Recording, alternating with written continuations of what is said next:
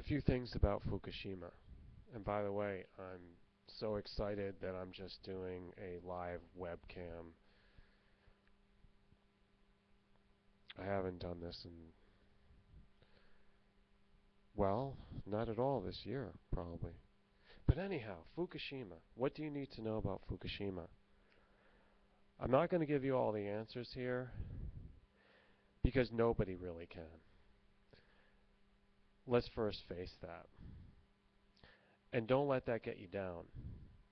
There's a lot of things in life about that, in that category. Things that are huge, things that we can't predict. Fukushima, how is it going to affect the planet? How has it already affected our world, the Earth? There's a few things that we can be sure of. It seems to be malicious. Okay? If you disagree with me, get lost right now.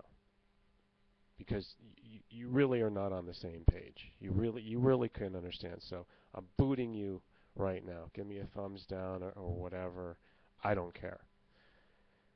The thing is malicious. You can add to the list of malicious events, occurrences, disasters, the so-called BP disaster, they want to call it an oil spill, in the Gulf of Mexico over 4 years ago. The World Trade Center, Twin Towers, coming down. All right, I'm going to stop right there. You've got 3 examples right now of things that were malicious, that were obviously conspiracies. Obviously. But now let's get into the nitty-gritty, the questions that are very difficult. First question on your mind, should you fear it? Well, the answer always goes back to my principle, never live in fear. Yet, the practical person who's the ostrich taking his head out of the sand has to prepare for the worst. Want the best, but prepare for the worst.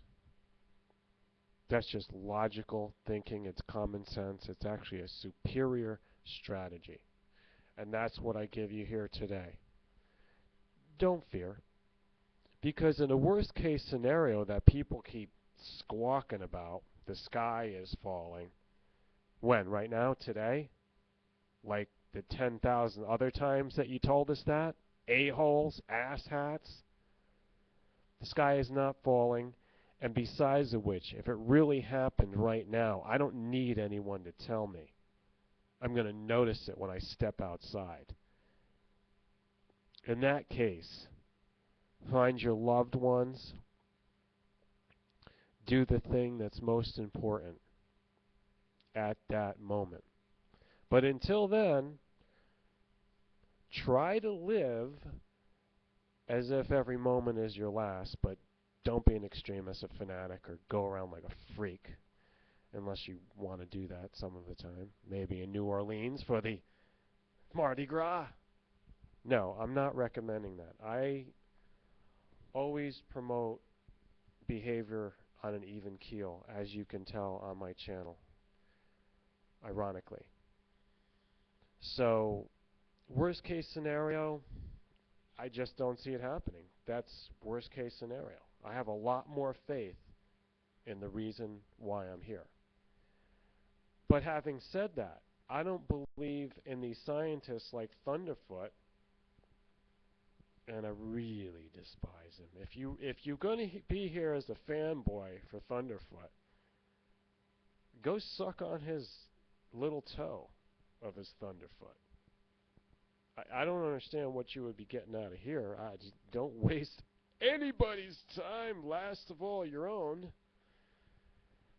Scientific apologists or scientific rationalists that say, ooh, soapy water will solve the whole radiation thing. No, it won't. Dilution is not a solution. The solution to what? Solution to the problem. There you go. You already admit that it's a major problem. Soapy water. I wish you would take some soapy water and scrub down your little brain. So moving along now. Fear, science, materialism, ignorance.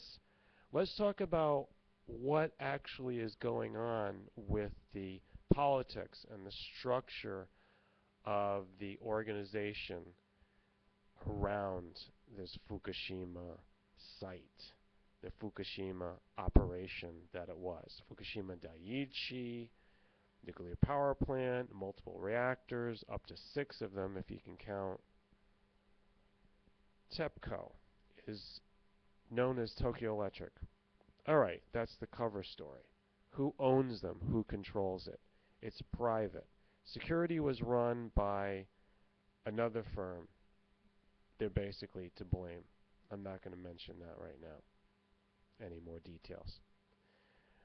I'm not going to mention the fact that it is a private company and it might be taking its directives from nuclear regulatory or some departments in the United States, because basically Japan, ever since the end of World War II, has been a subordinate to the U.S., the American hegemony, the empire, the imperial, and that's always been hand in hand, or even getting kicked in the butt by the UK, who's under the Queen of England. Now, this has all been orchestrated by the powers that be, who are the banks, who are the depopulators, who have an agenda, who start all the wars. They back both sides. That's interesting. So you're basically betting on both sides, and you guarantee that you're going to win no matter what. What is the old saying? When you're looking at a war between your enemies, you hope both will win. It's just a little bit sarcastic. Now, what is the solution to Fukushima, since it can't really be blamed on the legitimate Japanese government, if there is such a thing in power? It's out of their hands.